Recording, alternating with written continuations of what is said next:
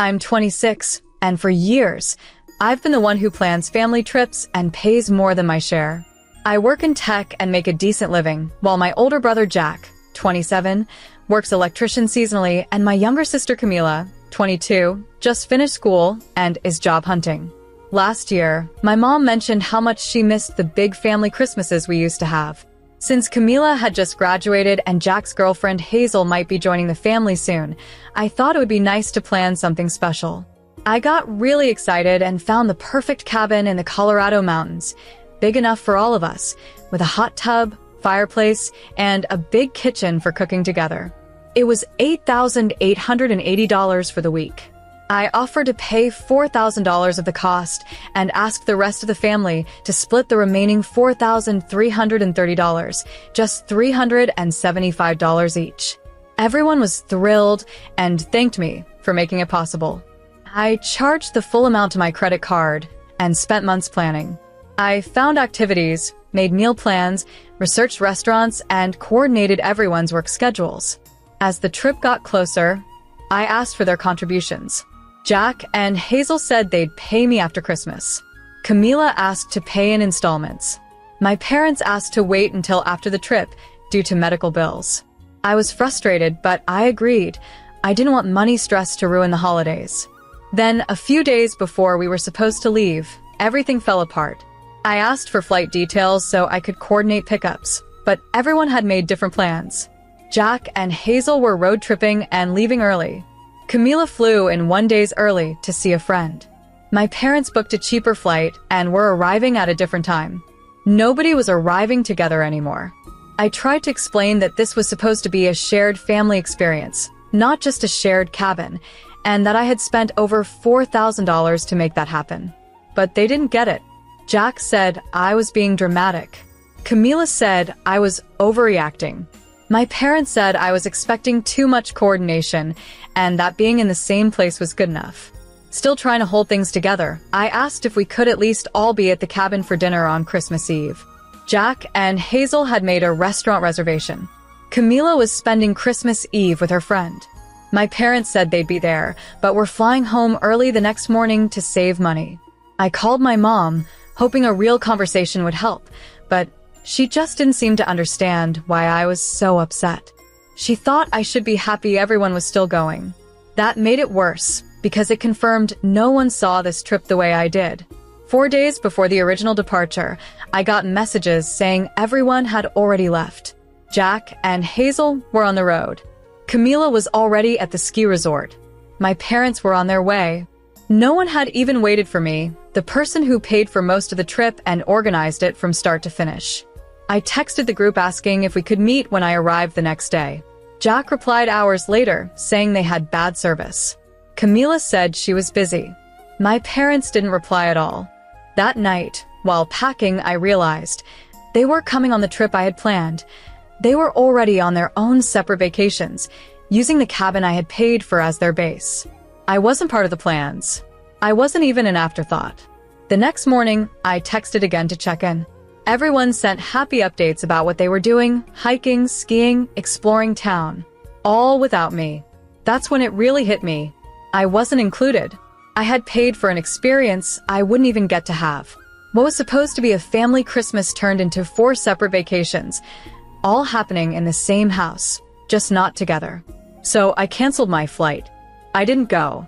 I sat staring at my packed suitcase and printed boarding pass, trying to make a decision. I still don't know if it was the right one. In the end, I texted the group and said I wasn't feeling well and wouldn't be able to join the trip. I wished everyone a great time and said maybe we could plan something else when they got back. Not long after, my phone started ringing. Jack called first, sounding genuinely worried. He asked if I was okay or needed anything.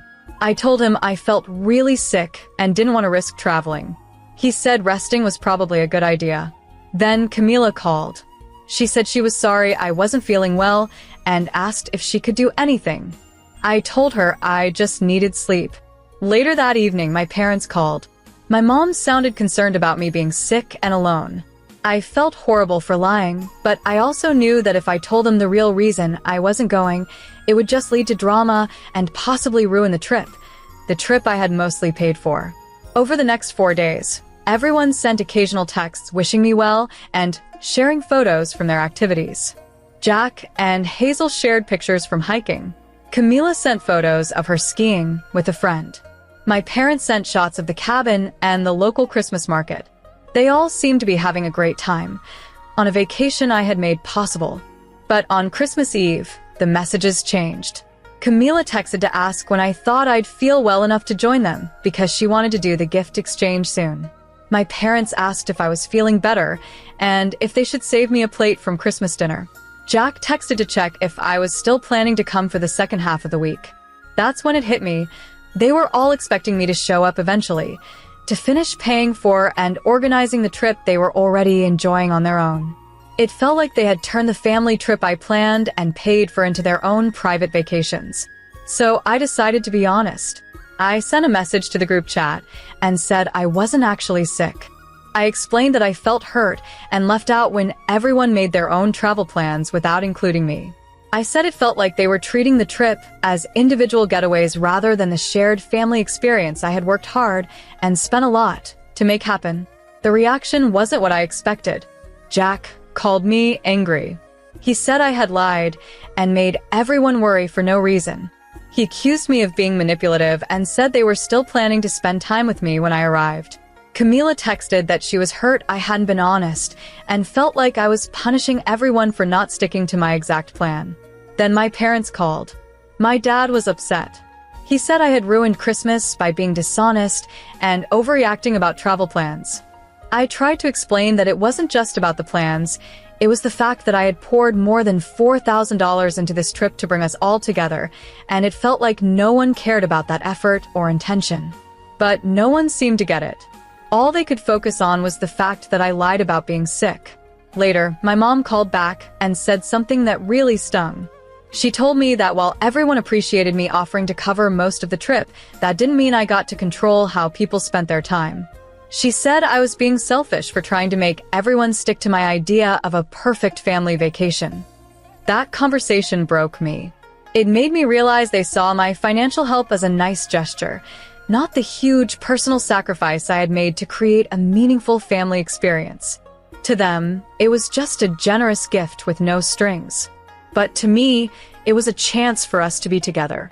I was angry, hurt, and felt completely taken for granted. So I did something I knew would make things worse. I logged into Ella and canceled the reservation. Since it was Christmas Eve and the cancellation policy was strict, we lost the entire $8,880.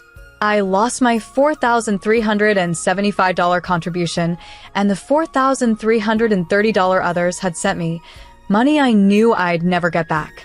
But I didn't care anymore. I just wanted to make it clear. If no one wanted to take part in the trip I had planned, then there wouldn't be a trip at all. I didn't tell anyone what I had done. I just turned off my phone and spent Christmas alone. It was lonely and sad, but somehow it still felt better than pretending everything was okay while feeling invisible to my own family. After Christmas, I turned on my phone and was shocked to see I had over 45 missed calls and more text messages than I could count. My heart sank as I started reading them. Apparently, on Christmas morning, my entire family had shown up at the cabin we were supposed to stay at, only to find they were locked out. They discovered the reservation had been canceled. Everyone was confused and panicked. The Ella was apologetic, but told them the booking had been canceled by the person who made it, me. Because it was Christmas Day, the cabin had already been rebooked by other guests, and there was nothing the host could do. My family had no place to stay and had to scramble to find hotels, which were both expensive and hard to come by on a holiday. Jack and Hazel ended up driving all the way back home that same day because they couldn't afford hotel rooms for the rest of the week. Camila had to cancel the plan she made with a friend and also headed home early. My parents did manage to find a room for the night, but it cost almost as much as their original $443 contribution toward the trip. Everyone was upset, stressed, and blaming me. The messages I received were harsh. Jack sent a long text calling me selfish and said I had ruined Christmas for everyone. He accused me of being spiteful and said I had cost them money they couldn't afford to lose. Camila called me manipulative and said I was punishing the whole family just because I didn't get everything my way. My parents were deeply disappointed. My dad even said he couldn't believe I would do something so cruel to my own family. But what hurt the most was that not a single person acknowledged the fact that I had personally lost over $7,000 on this trip. I had spent months planning every detail, only to have most of my family abandon those plans and still expect me to pay for everything. Everyone seemed to focus on how the cancellation had inconvenienced them, but no one seemed to care that I had been hurt and financially impacted, too. It's been about a week since then, and I've had time to think and to talk with some family members again. I also want to respond to some of the comments I got when I shared the story the first time. Many people asked why I didn't just talk to my family before canceling the trip. Looking back, that's a fair question. I've never been great with confrontation, and I was hoping things would somehow work out without me having to be the bad guy. I now realize that I should have spoken up earlier when I saw things starting to go off track. Others pointed out that I should have been clearer about my expectations when I offered to pay for most of the trip. That's also true. I was trying to be generous and make the vacation affordable for everyone, but I didn't explain that my offer was tied to certain expectations, like us spending time together as a family and sticking to the shared plans. I assumed that was understood, but clearly it wasn't. The day after Christmas, my mom called. I braced myself for more anger, but to my surprise, she was calmer. She told me that after everyone got home and had a chance to reflect, she started to understand where I was coming from. She mentioned something Jack had said while they were trying to figure out new plans. At least we don't have to follow her itinerary now. That comment made her realize that maybe the rest of the family hadn't treated this trip the way I had intended. From my perspective, it felt like I had spent thousands of dollars and months of effort planning something meaningful for everyone, and instead of appreciating that, they made their own separate plans and still expected me to foot the bill. My mom admitted that everyone had gotten too wrapped up in their own activities and forgotten that this was supposed to be a family vacation that I was mostly paying for. She said she could now see how hurtful that must have been, watching people ignore the group plans while still relying on me for money and logistics. She asked if I would be willing to talk to my dad, who was still very upset about the money they had lost. I agreed, even though I was nervous. That conversation wasn't easy. My dad was still upset, especially since they live on a fixed income and the unexpected hotel costs were a real burden. But after I explained how much money I had spent, how hard I had worked to organize the trip, and how excluded I felt watching everyone do their own thing, he started to understand. He said he hadn't realized that small decisions, like booking a different flight or skipping group events, were part of a larger pattern that made me feel left out of my own family's vacation. It wasn't just about money or logistics, it was about being treated like an afterthought despite doing most of the work. Things still aren't perfect. There's still a lot of tension, and I'm not sure when or if we'll all be in the same room again. But at least now, a few people are starting to understand that I wasn't trying to ruin Christmas. I was reacting to a situation where I felt ignored, used, and taken for granted. When I finally talked to my dad, I explained that I had been covering most of the cost for the trip and that it wasn't just me being generous. I was doing it because I wanted us to have a special family experience together. He admitted he hadn't really thought of it that way. In his mind, it just seemed like I was being kind, not that I had a specific vision for the trip. But when I explained it, he could understand why I felt hurt and why it seemed like people were taking advantage of me without realizing it. We also talked about my decision to cancel the trip. I admitted that it was probably an extreme reaction, but at the time, I felt really hurt and angry. My dad said he wished I had brought up my concerns sooner, before things got so bad.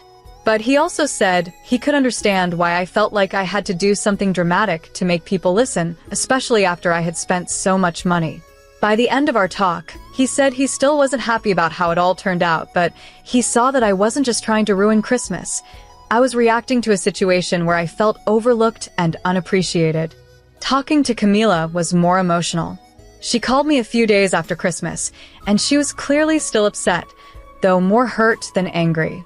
She said she felt like I punished her for something she didn't even know she was doing wrong. If I had been clearer about my expectations, she said, she would have tried to meet them. I told her I had tried to speak up. When everyone started making separate travel plans, I felt ignored, like my concerns didn't matter, especially considering how much money I was spending. Camila said she remembered I seemed upset about the travel stuff, but she hadn't realized it was part of a bigger problem. She admitted that she had been excited to see her friend on the trip and hadn't thought about how that could hurt the overall family dynamic. She said she understood now how it might have looked like she was putting her friend ahead of the family, especially when I had paid and planned for almost the entire thing. We ended our conversation on a better note. Camila apologized for not being more thoughtful about my feelings, and she said she wanted to rebuild our relationship. She even offered to pay me the $443 she had originally promised, even though the trip was canceled. I appreciated that, especially since I lost over $4,000 when the trip fell apart. Jack, on the other hand, has been the hardest to deal with. When he finally called me, he was still angry. He said I overreacted by canceling the trip and accused me of being manipulative and dramatic. He and Hazel had been excited for the trip, and now it was ruined over what he thought were minor issues. I tried to explain that it wasn't just about travel plans, it was about the whole group making decisions based on what they wanted, instead of working together as a family. I told him that when he and Hazel chose to drive instead of fly, plan their own dinners, extended the trip for a romantic road trip, and spent most of their time hiking by themselves, it felt like they were just using the cabin I paid $4,375 for as a base for their own getaway, not a family vacation. Jack got defensive. He said he didn't realize I expected him and Hazel to spend every moment with the group, and he felt like I was trying to control everything. I told him I wasn't trying to control anyone, but I did expect a shared experience, because I had planned it, paid for most of it, and envisioned it as a family trip. If they wanted a couple's trip, they should have planned and paid for that themselves, instead of relying on my money and effort. Things got pretty heated. He accused me of being controlling, and said just because I earn more money doesn't mean I get to tell everyone how to spend their time. That really hurt because he missed the point entirely. We ended the call without resolving anything, and he hasn't contacted me since.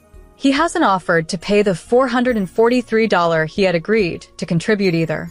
Hazel sent a brief message to apologize for her part and said she hoped we could move forward. But she also said she felt like I had put Jack in a difficult spot, like he had to choose between spending time with the family and spending time with her. I understand her point, but I still feel like the whole thing could have been avoided if we had communicated better from the beginning. The money issue still stings. When I canceled the trip, I lost the entire $5,500, $4,375 of my own money, plus $330 in contributions I'll never get. Camila and my parents offered to pay their shares, which I appreciated. I know it's not easy for them financially. Jack, however, said that since I canceled the trip, I should cover the cost. He claimed he and Hazel were still willing to pay if the trip had gone forward, but since I threw a tantrum and canceled it, the financial consequences were mine alone. Camila joked that, since no one had actually paid me yet, it's like I spent over $4,000 to teach everyone a lesson about communication and setting expectations. She's not wrong. It was an expensive way to learn that lesson. My mom suggested we try again in the spring. A new family trip, with better planning and clear communication from the start. She said we all learned something from this, and that we could make it work next time. I'm open to the idea, but I'm also hesitant. I don't want to end up in the same situation where I take on all the planning and expenses, only for everyone else to do their own thing. Camila had a good idea. If we plan another trip, everyone should pay their share up front before any reservations are made. And we should all agree clearly on what kind of trip we're planning. I think that's smart, especially given how much I lost this time.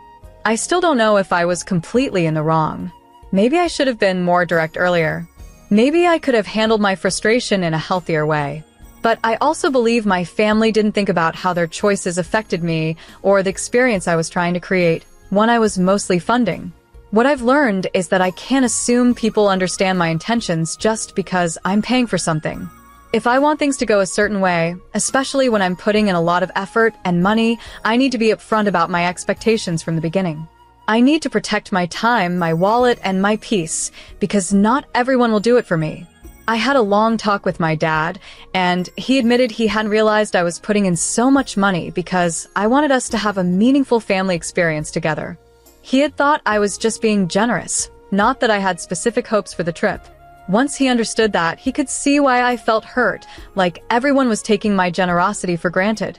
We also talked about my decision to cancel the trip. I admitted that it was a drastic move, made when I was really upset and felt ignored. My dad said he wished I had spoken up sooner, but he understood that I felt I had no other way to get everyone's attention. By the end of the conversation, he wasn't happy about how things went, but he could see that the situation wasn't just me being dramatic. Everyone had played a part in what happened. Talking to Camila and Jack has been harder. Camila called me a few days after Christmas. She was still upset, but mostly hurt. She said she didn't realize she was doing anything wrong and felt like I had punished her without a clear explanation. I told her I had tried to express my concerns earlier, especially when everyone started making their own travel plans, but I felt like no one was really listening, especially considering how much I was paying for the trip. She remembered I seemed upset about the travel plans, but didn't understand it was part of a bigger issue. Camila also said she had been looking forward to seeing her friend and hadn't thought about how that would affect the group. After we talked, she apologized for not being more thoughtful and offered to still pay the $443 she had agreed to, even though the trip was canceled. That meant a lot, especially since I lost over $7,000. Jack, though, was a lot tougher to talk to. When he finally called, he was still angry.